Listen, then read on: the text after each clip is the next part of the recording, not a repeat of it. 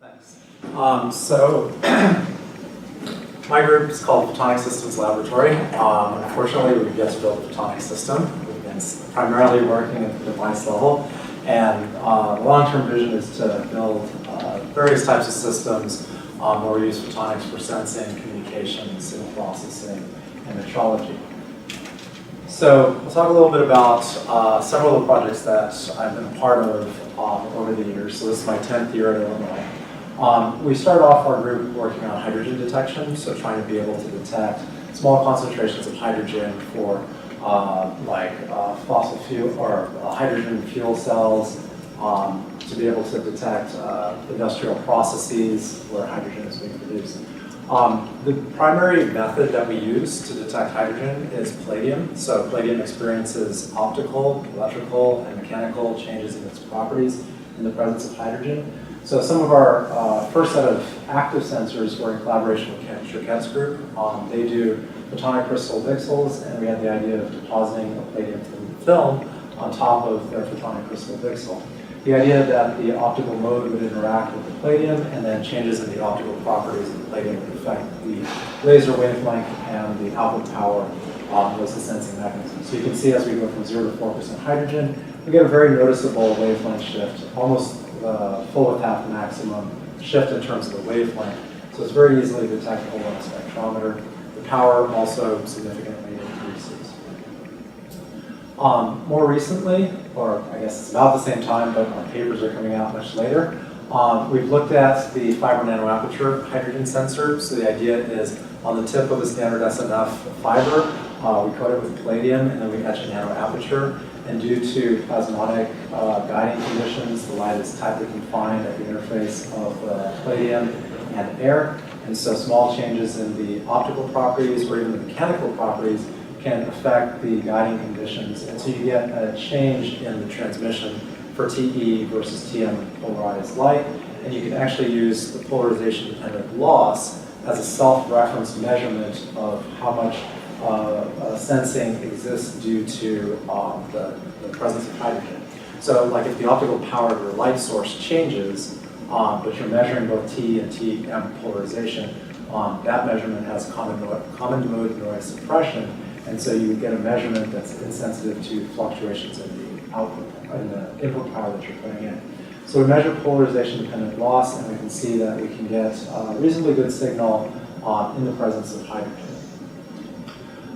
Another approach that we've looked at is another active structure. So it consists of an edge-emitting laser, 980 nanometer light, where we have these palladium coatings on the sides. So the optical mode again interacts with the palladium, and we get a change in the Li characteristics with and without hydrogen. So depending on where you operate, you can get a significant change in power.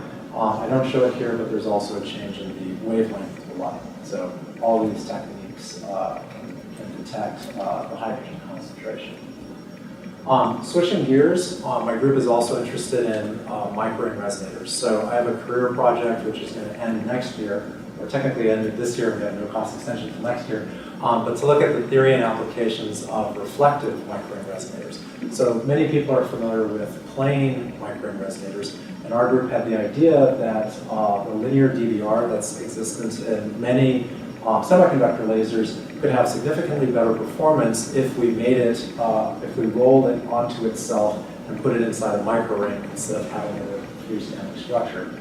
The main difference is the finite length of the linear DVR causes these reflectivity nulls, which are bad for semiconductor lasers.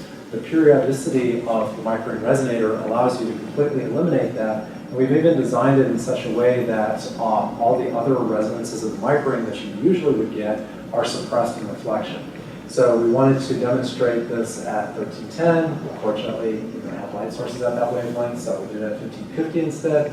But this is sort of the type of device that we want to make. So the diameter for our device is about 12 microns. In comparison, to get the same sort of reflection bandwidth from a linear DVR, you need about 1.2 millimeters. So we have a factor of 100 reduction in the size of the structure. We get rid of the side lobes, and we can actually control the full width half max by adjusting the quality factor of the microring.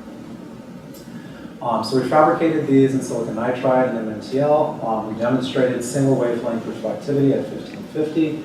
And we continued our work with the computational side. So our group does both computational and experimental. We developed a one-dimensional transfer matrix method calculation to understand the general guiding principles on how you would design certain structures in order to get specific reflectivity profiles.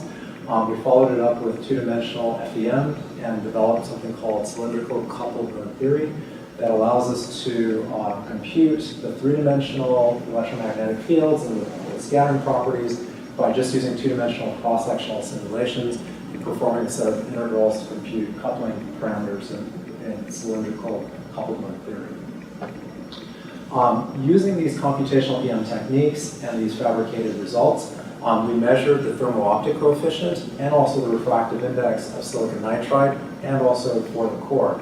So because our resonance wavelengths are sensitive to the refractive index of the core, and also because the TE and TM polarizations have different mode shapes and have different overlaps with the cladding, you can extract out several parameters related to both the core and the cladding. So we made this very accurate determination of the refractive index. Surprising to me, this paper has been cited 30 plus times in the short period that it's been out, because this parameter is very important to device design, and previously it had not been measured, this refractive index of silicon nitride. Also, the thermal optic coefficient turned out to be about a factor of 2 higher than what other people were expecting. When you think about silicon dioxide, silicon nitride has this factor of about 2.5 times larger thermal optic coefficient. Continuing along this theme of heating and the effects of changing refractive index, we studied self-heating dynamics, and we developed a circuit model to describe the heating dynamics that go on when you have a core that heats due to absorption of light. You have a cladding that has some absorption of light, and then there's heat capacitance and thermal resistance to the substrate. And from this thermal model, we were able to model the time or the temporal dynamics of heating in these structures. And we had very good agreement between simulation and measurements. Continuing on this microring idea, we wanted to fabricate these monolithically integrated lasers plus mirrors. So we showed in the passive devices we can make high reflectivity mirrors that are narrow line width and that they're very compact. And we wanted to then integrate it with an active laser to demonstrate single wavelength lasing. So our technique consists of, we have our active region and then we taper it, and we remove the quantum well. So the passive region has a waveguide underneath where the quantum well would be, and we remove the quantum well so that it's completely transparent, and we need to do mode conversion between the active laser source and the passive microring reflector.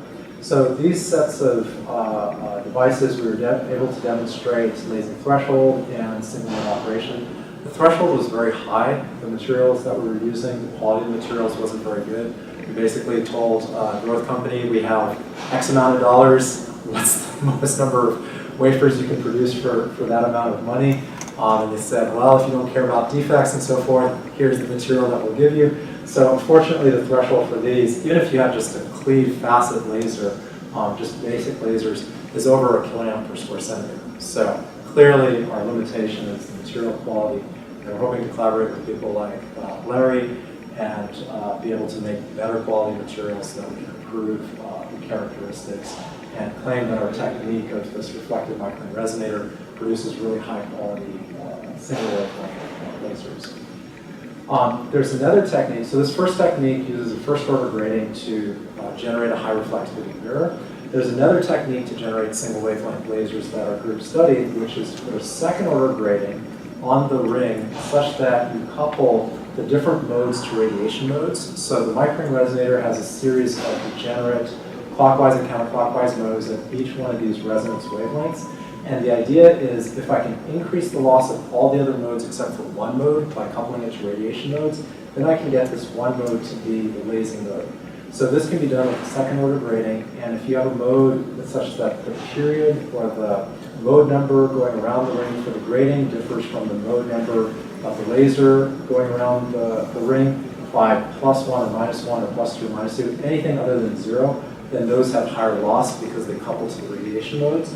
For m equals n, where these two numbers are the same, there are the sine and cosine functions. One of them couples to the 0th order harmonic, and so you still get radiation.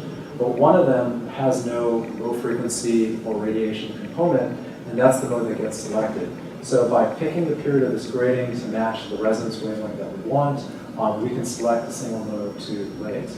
And we demonstrated this in gas at 980. We showed that if we had 720 teeth going around the ring, we get a lasing on the 720th mode number for the ring. And if we shift the number of teeth going around the ring by 4, we exactly move over by 4 free spectral ranges of the Microring resonator.